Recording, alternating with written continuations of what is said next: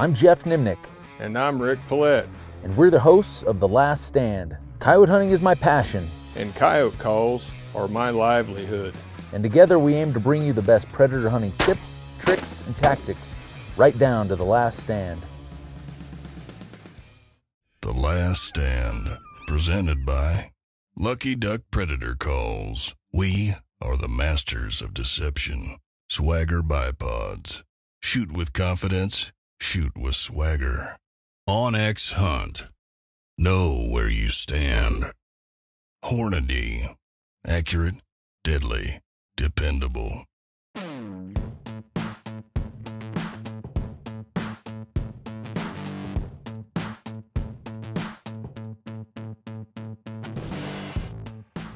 Well, we're excited to have you guys back for another episode of The Last Stand. This one's going to be a fun one.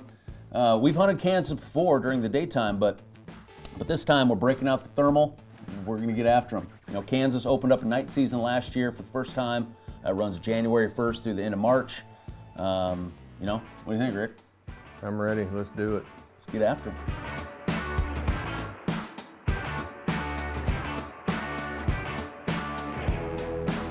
So thermal hunting has become extremely popular, you know, over the last 3 or 4 years. You know, thermal units are dropping in price a little bit. You know, more and more states are opening up a thermal season. And just in general, guys, it seems like, you know, they have more time to make it out. You know, you can go out in the evening for a few hours here and there. You're not stuck to a Saturday or Sunday if you're working. And I can definitely see the advantage of it. I think there's a lot of aspects of thermal hunting that make it easier to kill coyotes. Yeah. But there's also a skill set that's specific for night hunting that's a little different, that was new to me and you that don't do a whole lot of night hunting. Right, yep. It has its challenges, but you know, for the most part, I think the coyotes move more at night, so they're more responsive to want to come to the call. That's probably my favorite part about the whole night deal is I get to watch them, I get to listen. They howl almost every stand, and that's what I like. I like to feel like I'm talking to them, you know, I'm engaging with them more, so that's really what I like the best about it. And it seems like out here, you know, we've called in multiples when I've hunted with you here in Kansas during the daytime, but it seemed like we called in the coyotes for whatever reason at night, group up a little bit more. Yeah. You know, pretty good deal when you get 2 or 3 coyotes coming in, you know, every time you turn on the call.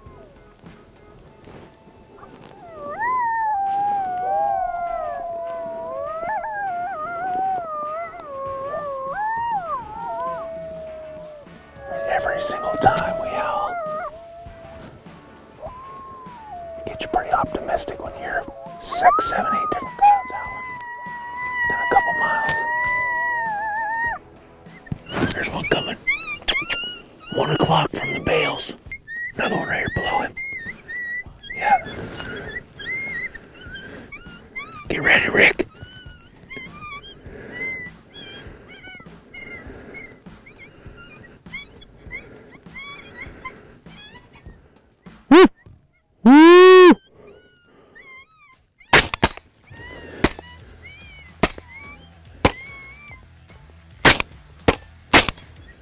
Rick, did you get that one running? I think so, or Jason did, one of us did.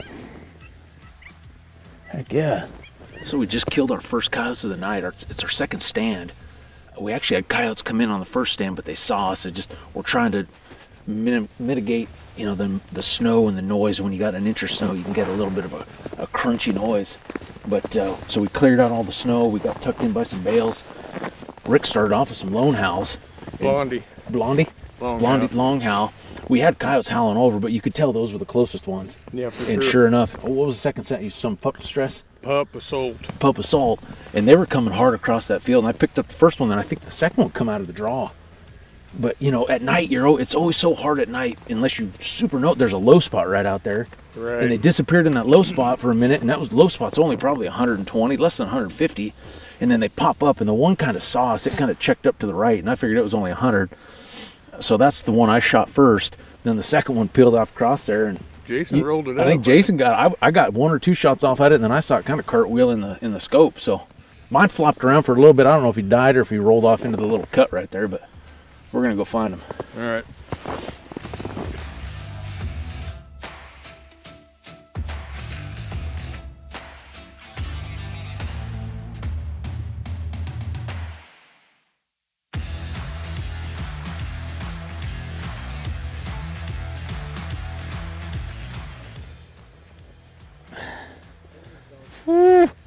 It's cold.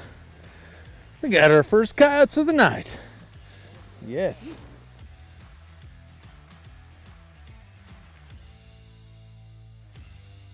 "9 degrees.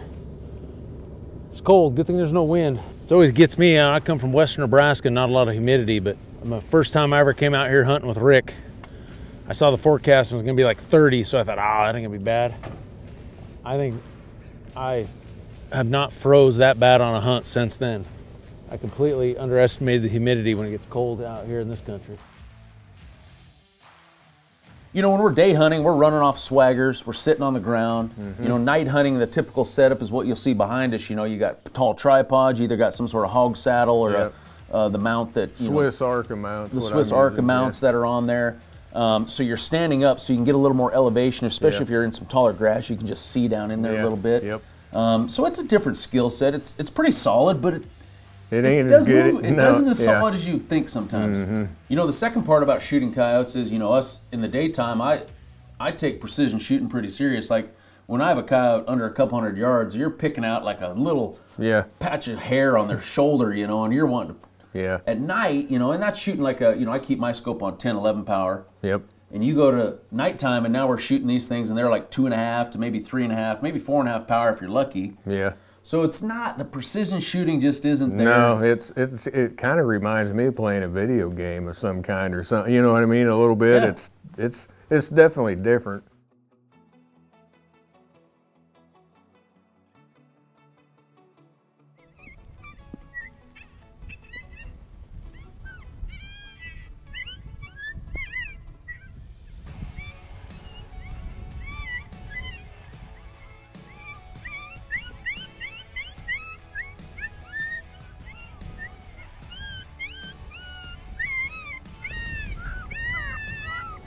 Right where all the deer were, 2 of them coming hard.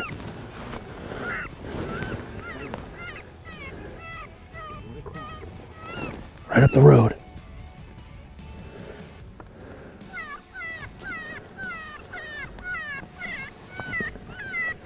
Shoot back.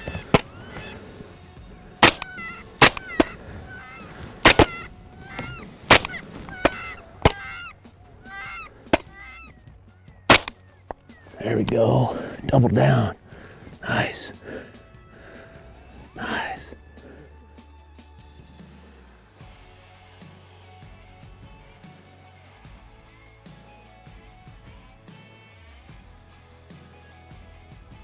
Well, in true fashion of predator hunters, we've been questioning what we're doing out here. That was our 7th stand. We've been hearing coyotes howl all over the place, but we almost were psyching ourselves out like, oh, it's just so cold. Sometimes when it's abnormally cold, coyotes don't want to move. At least in my experience. And yet we just had a group. I still think they ain't moving like I want them to. As many as we've had howl within 300 yards of us. So maybe we got sniffed out one time, and then maybe we set up too close on the next batch. So I don't know. This was good here though. Those coyotes came how far? I don't know. You know that's well over half a mile. We saw them come bailing out of there, and there was 2 lead ones, and Jason, you saw 3 more following it. And those 2 lead ones come right up the 2 track to us. That was sweet. So you know that's the tough part about nighttime hunting is the communication. I mean, we're spread out what, maybe 12 feet, maybe 15 feet. I mean, it's hard to hear each other. You know, luckily Jason heard me say shoot the back one. The lead one got right up to the super revolt, and he kind of peeled out of there. And the back one was standing there. I could have punched him, but I thought, now Jason, you'll get that one, and you're on the back one. So, but I couldn't, like you said, I couldn't. I got my stocking cap. It's what, about 7 degrees out here. It's cold. I can't hear anyway. So, but they got them rolled up. But that's why we shoot ARs, man. I don't know how many shots we shot at that one, but we finally got him. I don't know. Got him rolled up out there. I'm assuming you got him. I don't know. Who knows? I did put a couple in him after the fact. Just like that, man. 7th stand, 4 in the truck. Let's go.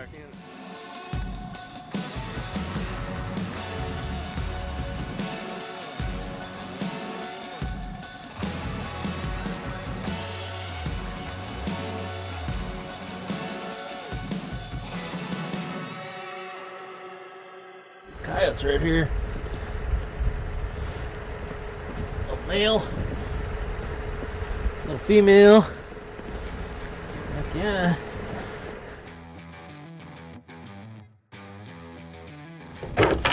We needed that. It's tough being up all night, especially when the action's a little lacking. We killed a double on our second stand, and now we got a double on our seventh stand. That's what we need now. We just need to kill them about every other stand the rest of the night. Hopefully we found a little recipe that their sounds are wanting to come to. Where's Dusty? Patterson's on his way. Stopped in for a midnight snack. Little mule deer, Colorado mule deer sausage. We're making this swap. Jason's heading home and Dustin Patterson's meeting up with us now for the rest of the night. So now we're gonna go hit the honey holes now that Jason's leaving. Yeah. Tired of me shooting. Yeah, you are. He's hogging them.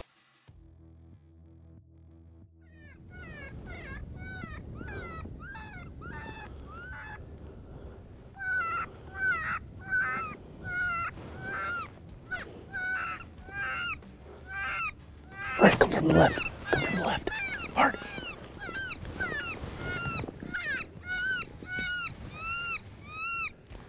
Rick, you on him?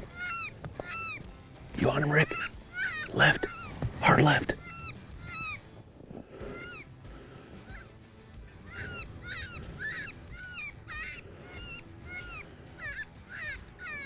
Yeah.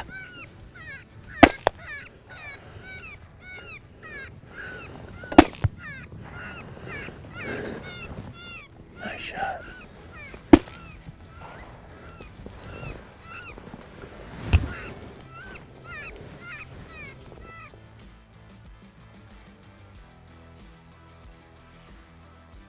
Hey, I think we found a recipe. Yeah. Scooby snack. Yeah. Seems like it's starting to work.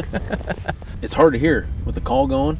Yeah. And I said hard left, and all you heard was hard. Yeah, and I was. You didn't know which way it was coming. And then when I start looking, it's dark, and I can't see where anything's pointing. And I should have seen it, but I was screwing with this scope a little bit. But anyway, I dinged it a little bit, but you all got to see me shoot a runner there, right? Well, if you kill him dead on the first shot, you don't have to shoot him running. Well, he was too close. Oh.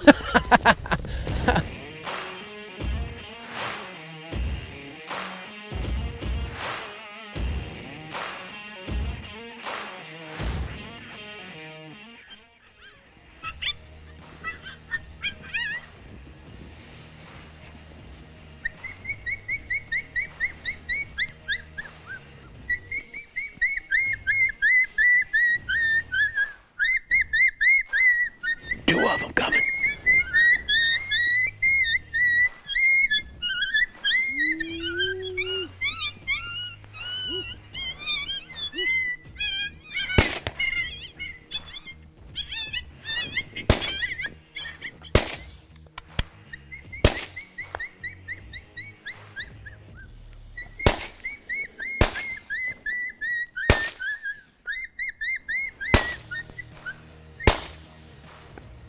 Got him again. Got him. Double. Well, we just knocked down another double. Dustin's walking out to get the far one. It came in hot, and they were hard coming right to my side. Killed the lead one at about 60 yards. Took me a few shots, but I got that other one rolled up out there about 290.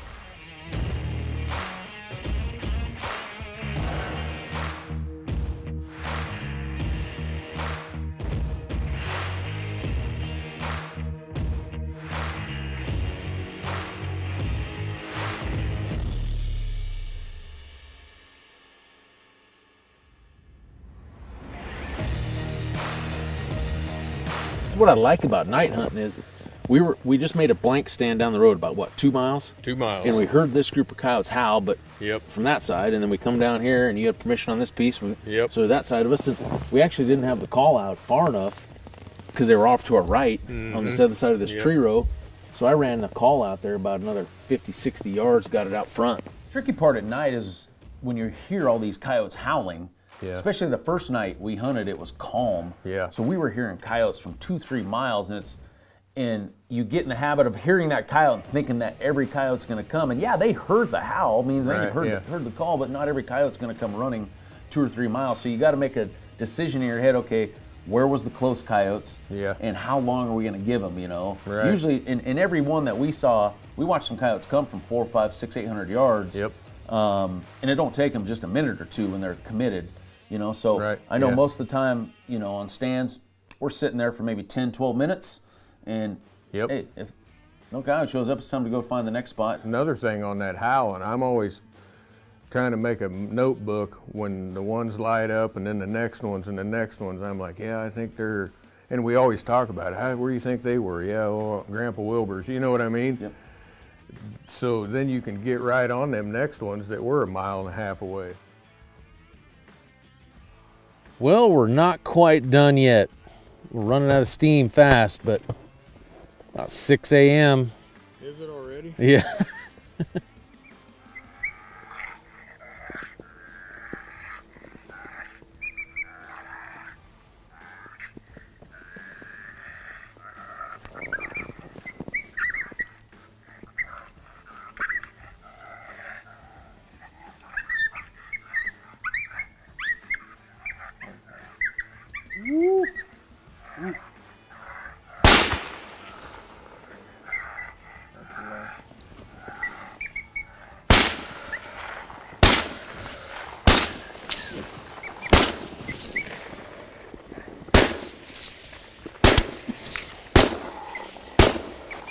Got him.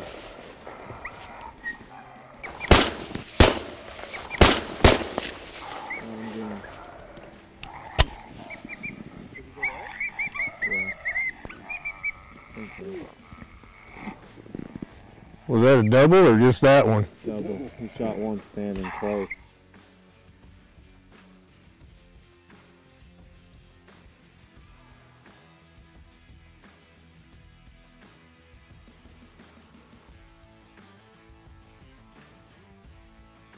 Well, that was a fun first night. Hope you guys enjoyed that episode. Not too often we're pulling all-nighters like that. We're going to crash, get some sleep, and we're going to be back after it the next night and a half. So stay tuned for that second episode that's coming. It should be good.